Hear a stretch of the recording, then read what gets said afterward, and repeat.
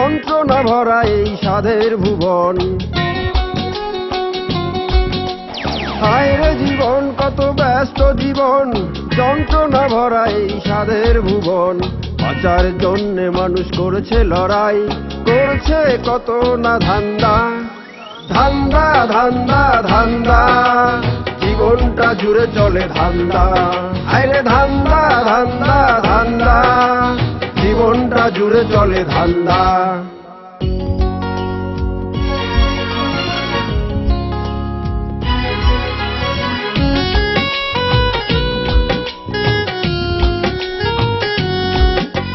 রূপ দেখে প্রেম করে ঘর ছাড়ে, তারপরে সেই প্রেম ভুল হলে দিন রাত কেঁদে মরে। চাই টাকা যশ খ্যাতি এই নিয়ে মাতামাতি, ভুল করা জীবনে নেমে আসে দুর্গতি। স্বার্থের এই দুনিয়া গোলক ধাঁধায় বান্ধা। ধান্দা ধান্দা ধান্দা, জীবনটা জুড়ে চলে ধান্দা। হায় রে ধান্দা ধান্দা ধান্দা, জীবনটা জুড়ে চলে ধান্দা। তবে তুমি কিন্তু মন ভালো করার জন্য ভালো একটা উপায় বেছে নিয়েছো। বাঁশি বাজাও, গান শোনো। এই বাবু ভাই, আমাকে একটা উপায় বের করে দাও না। এই, তোর মনে এত কিসের কষ্ট রে? আর কষ্টকে কেন প্রশ্রয় দিবি? কষ্টকে যখনই প্রশ্রয় দিবি দেখবি কষ্ট তোর ঘাড়ের উপরে চেপে বসছে। সো জাস্ট কষ্টকে অ্যাভয়েড কর, ওকে? রিমা, এদের প্রশ্রয় দিতে হয় না, এরা নিজেরাই আসতে জানে। হয়তো তুমি এখনো এরকম পরিস্থিতির শিকার হওনি। মানুষের মনে চাপা কষ্ট খুবই কঠিন। মনে হয় যেন সবকিছু আছে, তারপরও কিছু নেই। যা যা কষ্ট আসলে সেই ফিল করতে পারে। তোকে দেখে কিন্তু এরকম মনে হয় না।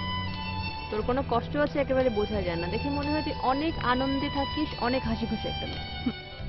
কষ্ট যেমন কেউ কারোটা দেখতে পারে না, তেমনি মনের কথাও একে অন্যেরটা জানতে পারে না। আমার না মাঝে মাঝে মনে হয় বাবু ভাই, মানুষের মনটা আসলে কি? আজ পর্যন্ত মানুষের মন কিন্তু কেউ আবিষ্কার করতে পারেনি, তাই না? মনটা আসলে কিছু না, একটা শক্তি, পাওয়ার। তুমি যেভাবে পরিচালিত করবে সে সেভাবেই চলবে, এর বাইরে কিছু না। অবশ্য আমার ধারণা ভুলও হতে পারে, তবে আমি এইভাবেই বিশ্বাস করি। কথাটা কিন্তু একদম ঠিক বলেছ। এই কথার সাথে আমিও একমত। মানুষ নিজের মনকে যেভাবে চায় ঠিক সেভাবে কিন্তু চালাতে পারে। বাদ দে তো এসব কথা। বাবু ভাই, আর একটু বাজাও না। অ্যাটলিস্ট কিছুক্ষণের জন্য সবকিছু ভুলে থাকি, তাই না? বাজাও।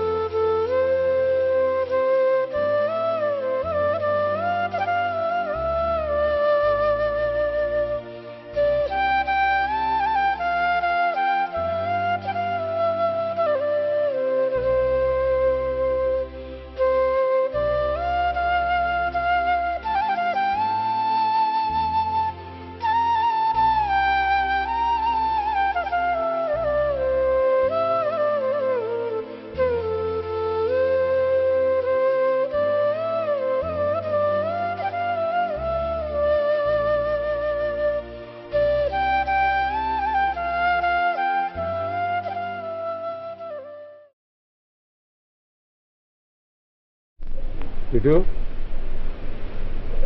আমার কিছু বলবে?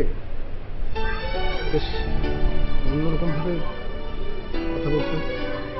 আমার দেখো, শাসন করো কিন্তু বারণ করো। তোকে শাসনও করবো না, বারণও করবো না। ভালো মন্দ বোঝার যথেষ্ট বয়স হয়েছে তো। ভাইয়া, আমরা আশা করি এখানকার লোকজনদের সাথে মিশে যাবো পুরোপুরি এবং তাদের সুখে দুঃখে সবসময় তাদের পাশে থাকবো। শোন মিশু, শুধু এই এলাকার লোকজন না, আমার সমস্ত লোকজনের সুখে হাসবো, দুঃখে দুঃখে। এই তো লাইনে আসতে শুরু করেছে ভাগিরা। শোনো ভাগি, একটি পরিবারের একটি ছেলে যদি অসৎ হয় বা খারাপ হয়, তাহলে তার প্রায়শ্চিত সবাইকেই ভোগ করতে হয়। আর যদি লোকটা ভালো হয় তাহলে সেই পারে পুরো সংসারটাকে, পুরো পরিবারটাকে জাগিয়ে তুলতে। মামা, আমাদের ফ্যামিলিতে কেউই জাগিয়ে তোলার মতো হবে না, সবাই কেমন যেন পিছিয়ে পড়ে যাচ্ছে। মামা, আমি তো সবসময় জাগিয়ে তোলার আপ্রাণ চেষ্টা করছি। তুমি কি আমাকে কখনো দেখেছো যে আমি রেস্ট নিচ্ছি? আমি সবসময় সারাক্ষণ ব্যস্ত থাকার চেষ্টা করি, বুদ্ধি খাটাচ্ছি, মাথা খাটাচ্ছি, ব্রেন খাটাচ্ছি। মামা, বুদ্ধিমান লোকেরা সবসময় জরুরি কাজে ব্যস্ত থাকে, আমিও তাই করছি। নিজেকে বুদ্ধিমান ভাবলেই বুদ্ধিমান নয় ভাবি, ব্যস্ত থাকলেই কাজ নয়। অসৎ উপার্জন এবং অসৎ চিন্তা মানুষের জীবনকে পিছনে টানে। তুমি সোজা পথে এসো, উপার্জন তোমার সাথে থাকবে, তোমার সঙ্গে আসবে, কাছে আসবে। হ্যাঁ ভাইয়া, আমি আর মামা তোমাকে নিয়ে অনেক টেনশনে আছি। তুমি যা করছো বা যে সমস্ত লোকের সাথে মিশছো তা আমার কোনোটাই পছন্দ না। আমি গেলাম মামা, আমার অফিসের সময় হয়েছে। আর একটা কথা মনে রেখো, আমি খুব শীঘ্রই তোমাদের টেনশন মুছে দেব।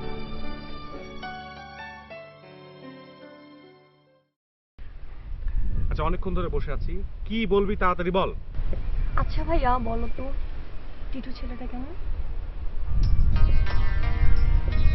হঠাৎ এই প্রশ্ন,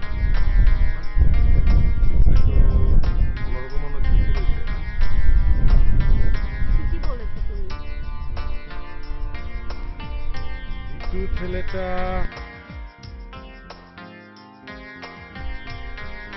ধর আমার মতো, কি বলবো, সহজ সরল, বোকা আবার ভালো মন্দ বেশি এরকম। এখানে কোনো বিষয় আছে নাকি? না ভাইয়া, মানে ব্যবসাটা খারাপ হলো, একসাথে অনেকদিন সে ব্যবসা করছি তো সে কারণে জানতে পারছি। এখন মনে হচ্ছে ছেলেটার মনটা হালকা হয়ে গেছে। তার মানে ও কিছু সম্পর্কে জানতে চাচ্ছিল মনটা হালকা করার জন্য, তাই তো? তাই মনে হয়। ভাইয়া তোমরা যা কিছু বলো না। আমি কিছু বলতেছি না। কারোর সাথে ব্যবসা করতে হলে তার সম্পর্কে জানা উচিত, তাই তো? সেই জন্য যদি জানতে না, অন্য কোনো তো ব্যাপার তো না।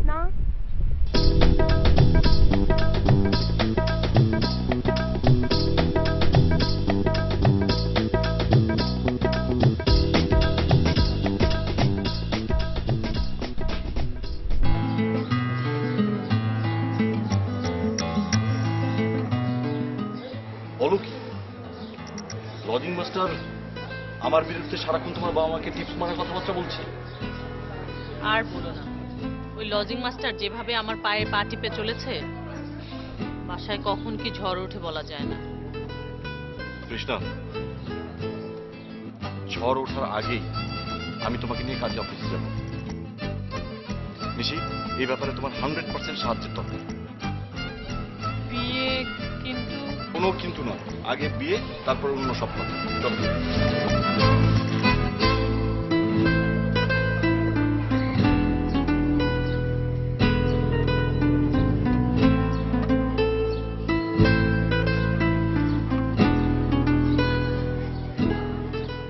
দেখতে কিভাবে বয়স বেড়ে গেল।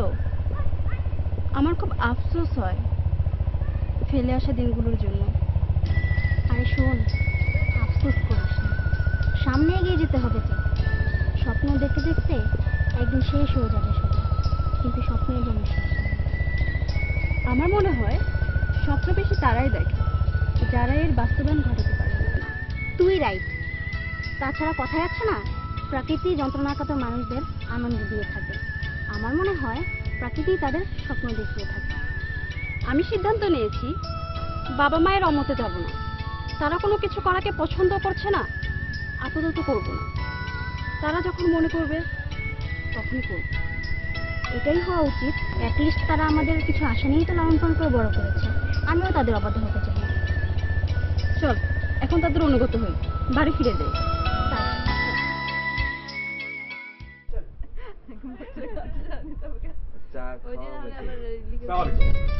আপনি একেবারে বাড়িতে চলে এসেছেন? মানে ভুল করে চলে এসেছি, আসতে চাইনি আর কি। আপনি এসেছেন, খুব ভালো হয়েছে। অনেকদিন ধরে তো বলছেন যে আসবো আসবো, কিন্তু আসছেন। তবু ভালো যে আছে। আরো আগে আসতে চেয়েছিলাম, মুক্তা তো আমাকে কিছু বলেনি, তাই আসেনি। আজকে ভুল করে চলে আসলাম। ভুল করাটা হচ্ছে মানুষের মনের একটা ব্যাপার। কিছু ভুল মানুষ ইচ্ছে করেই করে, যেমন আজকের ভুলটা আপনি একদম ইচ্ছে করে করেছেন। ভাই লজ্জা পাবেন না, যদিও আমি জানি যে আপনারা এখানে কিছু অসৎ কাজের সঙ্গে জড়িয়ে আছেন, ব্যাপারটা দুঃখজনক। একটা না, অনেকগুলো অসৎ কাজের সাথে এরা জড়িয়ে আছে, বরং সৎ কাজের মধ্যে। অন্যায় কাজ করছেন করেন, কিন্তু একটু সৎভাবে করবেন, তাতে সাজা হবে, কিন্তু একেবারে ধ্বংস হয়ে যাবেন না। অন্যায় কাজ এবং সৎ কাজ কিভাবে করা যায়? অন্যায় তো অন্যায় না রে, আমার মনে হয় বাবু স্যার ঠিকই বলেছে।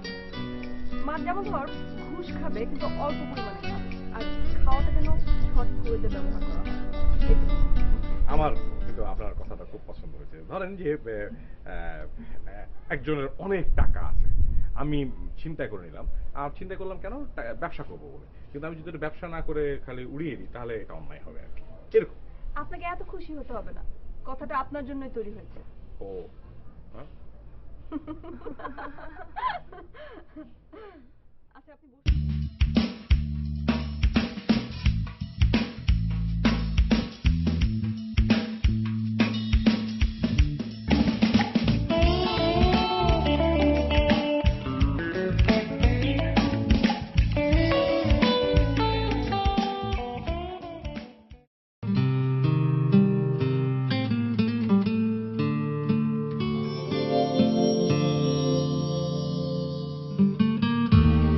বুঝলে কল্পনা, কাল আমার এক সিনিয়র বান্ধবীর সঙ্গে দেখা হয়েছিল।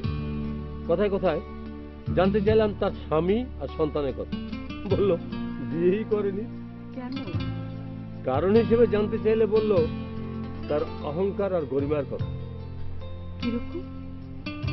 ব্যাখ্যাও দিল, কলেজ লাইফে তাকে অনেক ছেলে প্রেম নিবেদন সহ বিয়েও করতে চেয়েছিল, কিন্তু সে ওর সৌন্দর্য আর টাকার গরিমার কারণে কাউকে সে পাত্তা দেয়নি।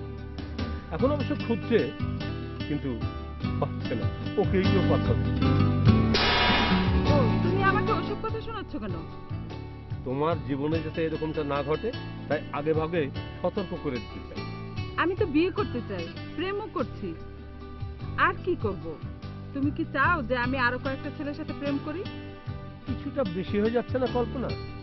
আসলে দুজনে বসে আছি, কিছু কথা বলতে হবে, সেই জন্যই বলা। এবার আমাদের কথায় আসো। তোমার বাবাকে বিয়ের কথা বললেই 1 বছর করে পিছায়। এর পরিণতি কি বুঝতে পারছো? তোমার বাবার মৃত্যুর পরে তোমাকে বিয়ে করতে হবে, না হলে তোমার বিয়ের ডেট পড়বে 60 থেকে 70 বছর বয়সে। তার মানে তুমি চিরকুমারী থাকতে হচ্ছে। কি যে করি, বাবার মতে বিয়ে করলে ঘরেই উঠতে দেবে না, শেষে না খেয়ে রাস্তায় মরতে হবে। না না, আমি না খেয়ে রাস্তায় মরতে পারবো না। ঠিক আছে, তুমি এখানে বসে ভাবো, আমি গেলাম।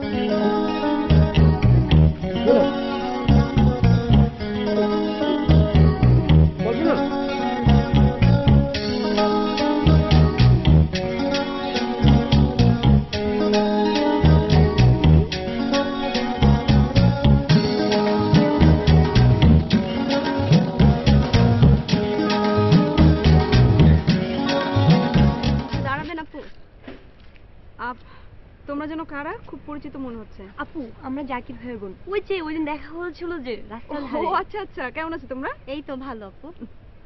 আপনি ভালো আছেন তো? আপনার সাথে কিছু কথা আছে ভাইয়ের পক্ষ থেকে। বলো শুনি।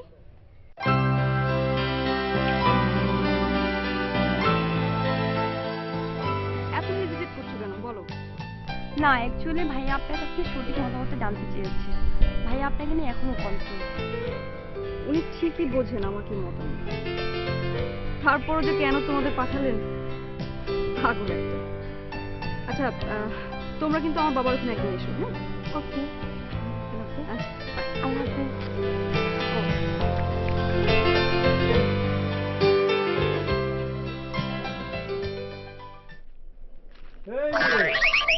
আপনি একা কেন? আপনার সঙ্গের বদগুলো কোথায়? একদম বাদ বলবেন না আমাদের টিমকে। হ্যাঁ? তা আপনি এখানে একা একা কি খুঁজে বেড়াচ্ছেন? না, খুঁজে বেড়াচ্ছি না, দেখছি এখানকার মানুষগুলো কত খারাপ, সাথে তো আপনিও আছেন। আপনিও তো আমাদের অফিসে গিয়েছিলেন আপনার নামটা লিখাতে। তা কবে লিখাচ্ছেন আপনার নামটা? কখনো আমি আপনাদের ওখান থেকে গিয়ে গোসল করে তওবা করেছি যে এরকম পচা কাজ আমি জীবনে করব না। তওবা করে আবার পাপ শুরু করলে আরো বেশি অন্যায়। তাই আমরা জীবনে একবারই তওবা করব, এরপর সবাই ভালো হয়ে যাবে। তবে এখানে এসে আমার জীবনের একটা মহামূল্যবান বস্তু পেয়েছি যা আমি কখনো কল্পনাই করিনি। আর আমি আমার সেই পূর্বের না, আপনাকে বলা যাবে না, খুব গোপনীয় বিষয়, বলতে পারবো। আমি শুনতে চাচ্ছি না, আমি এখন যেতে পারি? যাবে? হুম। যা।